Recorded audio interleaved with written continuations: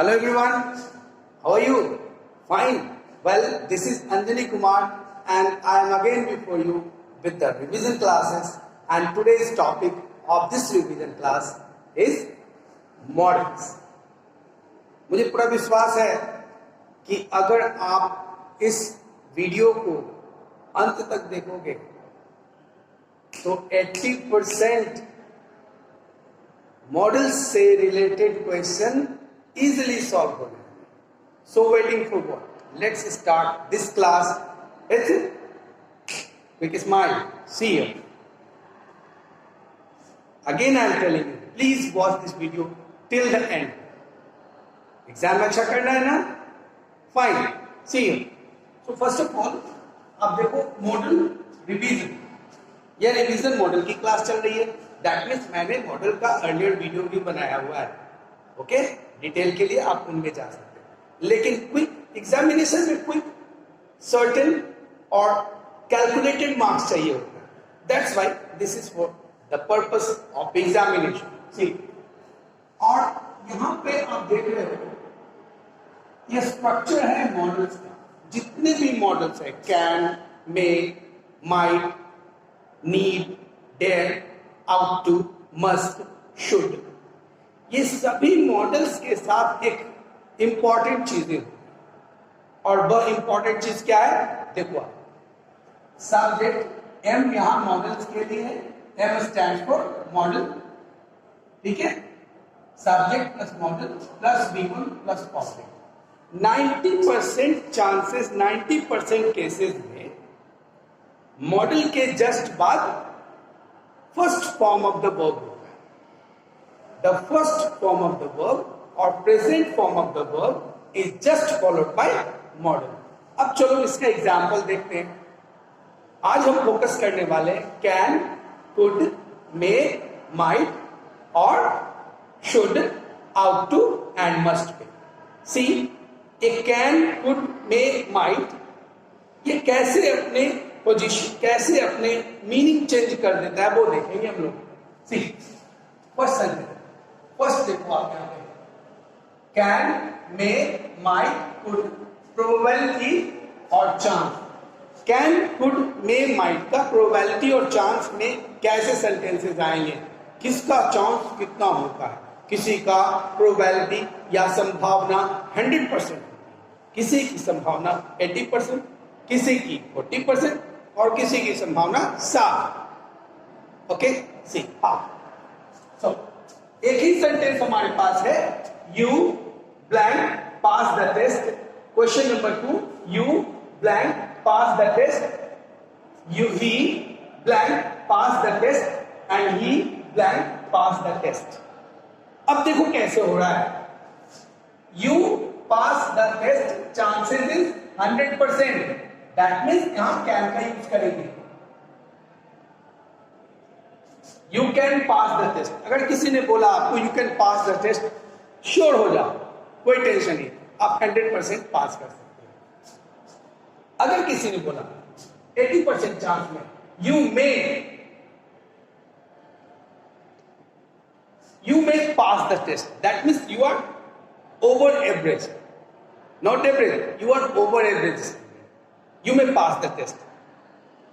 आपके टीचर आपको जानते हैं कि नहीं बच्चा बड़ा बोनाफाइड है, तो उसमें आप बोल सकते हैं you may pass the test. अगर आपके टीचर जानते हैं कि नहीं बच्चा बहुत ही ज्यादा इंटेलिजेंट है, वो श्योरली कह देंगे you can pass the test. अब चलिए उन बच्चों के बारे में देखते हैं जो थोड़ा कम अटेंशन करते हैं. देखो, अब ही पास द टेस्ट, यहाँ चांसेस कितना है? 40%. तो आप माइंड लगा सकते हो. इसका मतलब ये हुआ माइट का यूज हम वहां करते हैं जहां चांसेस 50% से भी लेस होती है किसी काम को हो जाने की.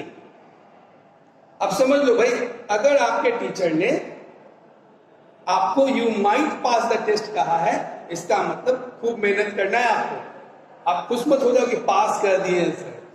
ठीक. See, he might pass the test, chances जब 40% होंगे यानी चांसेस 50% से भी लेस हो रहे हैं तो माइट लगा. अब एकदम नहीं है चांस, बहुत वीक प्रोबेबिलिटी है, बहुत वीक पॉसिबिलिटी है, तब हम जैसे देखो आप 20% लिखा हुआ है, he blank pass the test, chances कितने हैं, चांसेस 20%, तो कुड लग जाएगा, he could pass the test. ये 80% 20% जो लिखा है आप लोग कंफ्यूज मत हो ना, दिस इज प्रोबेबिलिटी, चांसेस। किसी की 100% चांस है, कैन लगा दो, किसी की चांस 80% है, कोई भी घटना घटने की चांस 80% है, मे लगा दो, किसी भी घटने होने के चांसेस अगर आपका 40% है तो माइट लगा दो, और चांसेस है ही नहीं, एकदम वीक पॉसिबिलिटी है, तो आप खुद लगा सकते हो। ठीक है, अब हम दूसरे पे जाते हैं। अब देखो कैन, मे, कुड, रिक्वेस्ट में कैन, मे और कुड का क्या कंडीशन है। How we request, by using can, could और may. Can I help you, informal, आप इनफॉर्मली किसी को बोल सकते हो कैन आई हेल्प यू। अगर आपके हेल्प की उसकी आवश्यकता है then he will take care. Can I help you, अगर कैन का यूज आप करते हो हेल्प में, that means you are showing that you are informal. Informally you are saying anybody that can I take your pen, can I help you, can I go out of the class, it is informal. जब आप बोलते हो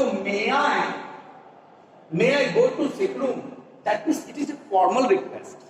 Formally, officially, it is official request, it is a formal request. May I go to sick room. Most probably हम लोग request के लिए मे का ही use करते हैं, formally official. May I go to sick room, a formal request.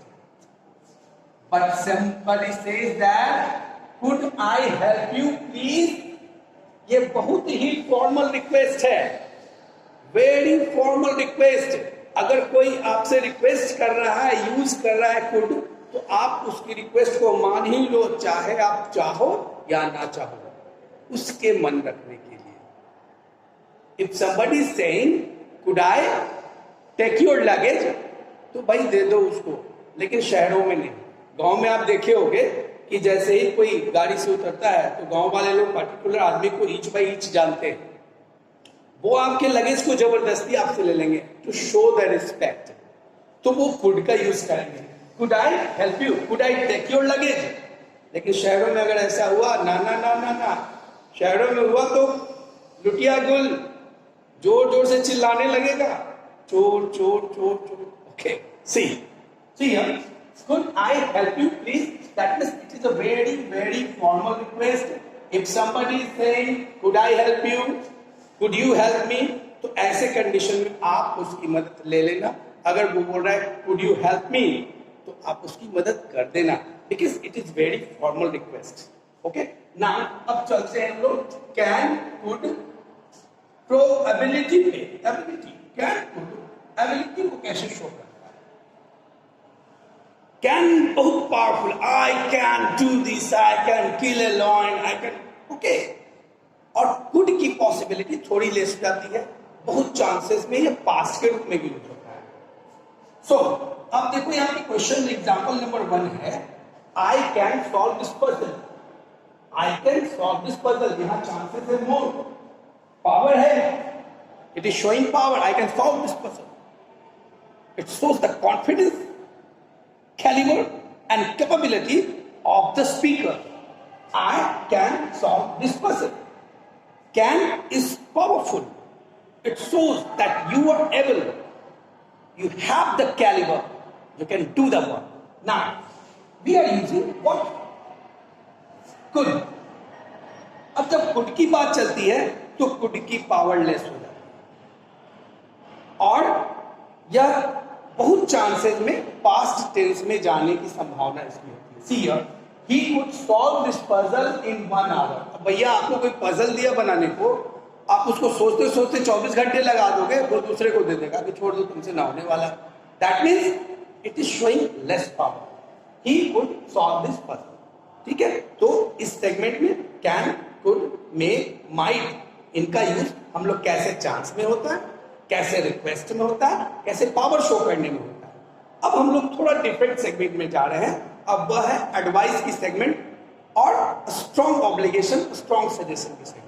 अब देखो आप यहाँ पे ये टोटली डिफरेंट है, मैंने टोटली डिफरेंट कर दिया है इसको by this one bold line. See यहां देखो आप, should is equal to ought to. इसका मतलब ये जहां शुड का यूज कर सकते हो एग्जैक्टली वहां आउट टू का भी यूज कर सकते हो। wherever you can use should, at the same place you can exactly use ought to, but there is a little bit gap, there is a little bit difference between using should and ought to. How it is? So advice slash moral, आप should का use general advice में कर सकते हो, लेकिन थोड़ा सा है आउट टू का यूज मोरल एडवाइस में होता है, मोरालिटी के सेंस में, एथिक्स में होता है।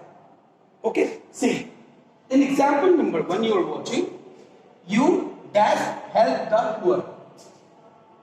तो आप इसमें शुड लगाओ, नो डाउट, आप इसमें आउट टू भी लगा सकते हैं। You should help the poor, you should help the poor, you ought to help the poor. You dash get up early, यहां पे शुड लगाओ।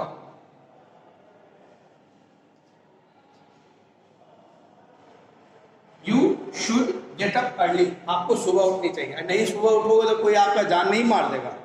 लेकिन यह एक एडवाइस है, घर में हमारे पेरेंट्स बोलते हैं कि भाई आपको सुबह उठनी चाहिए, दिस इज जनरल एडवाइस। लेकिन पुअर की हेल्प करने की बात मोरालिटी में भी आ जाती है और जनरल एडवाइस में भी आ जाती है। सो you can use either should or ought to in question number 1, but in question number 2 you should use should, you should get up early। अब चलते हैं, देखते हैं स्ट्रॉन्ग ऑब्लिगेशन क्या है, स्ट्रॉन्ग ऑब्लिगेशन क्या है। अब देखो यहाँ पे स्ट्रॉन्ग ऑब्लिगेशन में मस्ट आ जाता है। मस्ट में आपको ये काम, पर्टिकुलर कोई काम करना ही करना है। सी यहां पे मैं इसको मोरल यहां पे थोड़ा मैं इसको इरेज कर दे रहा हूं ना। मस्ट, यहां मस्ट है, मस्ट शोज कंपल्सन,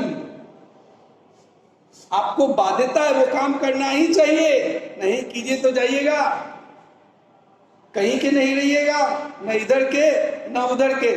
तो क्यों ऐसा करना, याद कर लेना, must is equal to compulsion. Must का यूज हम कंपल्सन में करते हैं, शुड की जगह नहीं लगाइएगा, और कहीं मस्ट की जगह शुड लगा दिए तो राम नाम साफ साफ। ठीक है, देखो कैसे है, यू डैश वेयर मास्क। तो भाई कोरोना काल चल रहा है, आप मास्क नहीं पहनोगे तो फिर तो आपको कोरोना से कोई बचा नहीं सकता। आप जानते हो कितना जिद्दी ढीठ किस्म का यह है ना, आगे मैं नहीं बताना चाहूंगा। तो यहां पे मस्ट लगा हुआ, यू मस्ट वेयर मास्क। आप मास्क लगाने से खुद तो प्रोटेक्ट होते ही हो, अगर बाय द वे आप में कोई वायरस ये चला गया तो आप दूसरे को भी प्रोटेक्ट कर सकते हो। यू मस्ट वेयर मास्क, है ना। अब देखो मस्ट की दूसरी यूज, यू टेक मेडिसिन